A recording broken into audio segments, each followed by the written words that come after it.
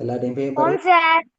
அப்ப ஒரு 3 ஒழுங்கான ஐங்கோணிகளும் ஒரு ஒழுங்கான அறுகோணியும் படத்தில் காட்டப்பட்டுள்ளவாறு இணைக்கப்பட்டுள்ளது.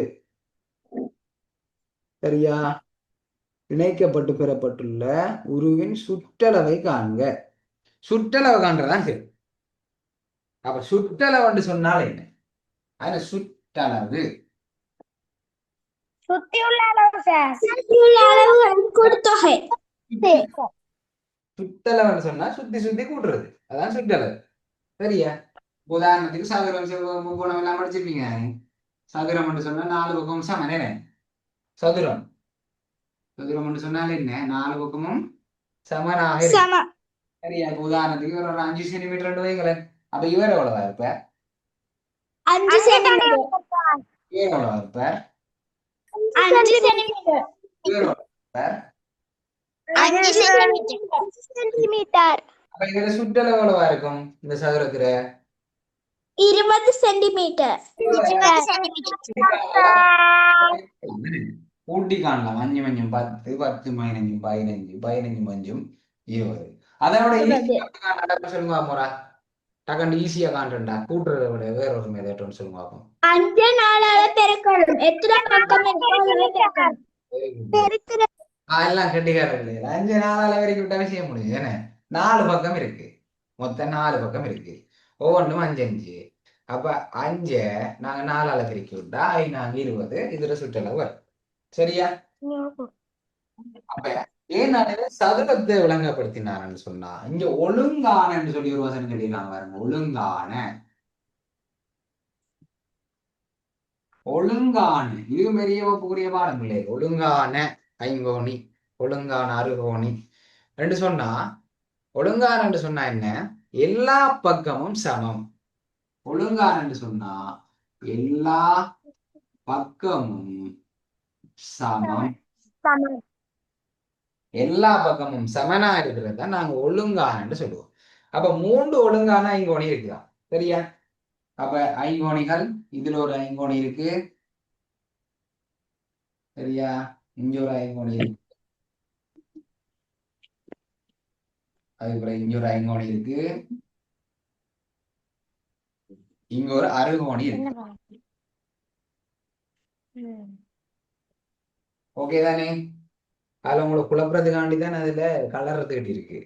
அதுல வித்தியாசம் காட்டுது. ஐங்கோணிக்கும் அறுகோணிக்கும் வித்தியாசம். இந்த 3ம் ஐங்கோணி, அதனாலதான் அதுக்கு நிறந்துட்டு இருக்கு. இவர் அறுகோணி. 6 பக்கம் இருக்குல்ல?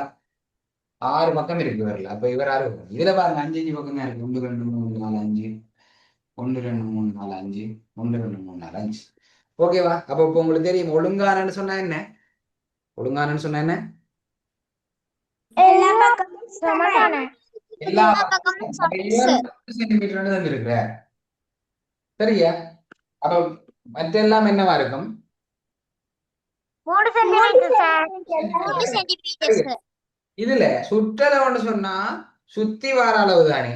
அப்ப இந்த பக்கத்தையும் இந்த பக்கத்தையும் இந்த பக்கத்தையும் நாங்க கூட்டணுமா? இதுல ஒன்று இருக்கு பாருங்க. இவரும் இவரையும் கூட்டணுமா?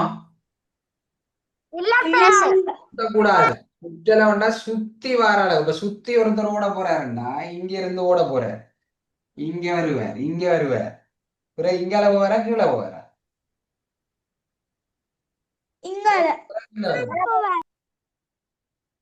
நேரதான் போவார். என்ன ஏன்னா சுற்றளவுன்னா சுத்தி சுத்தி ஓடும். அப்ப இங்கதான் வருவார். அப்ப இந்த பக்கத்தை கூட்ட தேவையில்லை. சரி, இங்க வந்துட்டாரு. இப்ப மேல போவாரா கீழே வருவாரா? சுத்தி ஓடணும். இங்க போய் இங்க வந்துட்டார். கீழே போவாரு இல்ல நேர போவாரா? கூட்டக்கூடாது. என்ன? அப்ப இதுல மிச்சம் இருக்கிற பக்கங்கள்ல எத்தனை எண்ணுவோம். எத்தனை பக்கம் இருக்கு பாருங்க. 1 2 3 4 5 6 7 8 9 10 11 12 13 14 15 பக்கம் இருக்கு. சரியா? ஒரு பக்கம் 3 சென்டிமீட்டர். ஒரு பக்கம் 3 சென்டிமீட்டர்னு சொன்னா 15 பக்கம் எப்படி காண்றது? ஷார்ட்கட் என்ன? இப்ப சொன்ன நீங்க சதுரத்துக்கு எப்படி காண நீங்கள் மூணால பேருக்கு வேணும். ஒரு 15 மூணால பேருக்கு தெரியுமா உங்களுக்கு? மூன்றாம் வாய்ப்பாடுல இருந்து ஓம் சார் மூவஞ்சு 15 ஒரு மிச்சம். அங்கால மூன்று மூன்று மூன்று மூன்றும் 4 இப்ப விட என்ன? 45 சென்டிமீட்டர் 45 சென்டிமீட்டர். சென்டிமீட்டர் போடணும் கட்டாயம்.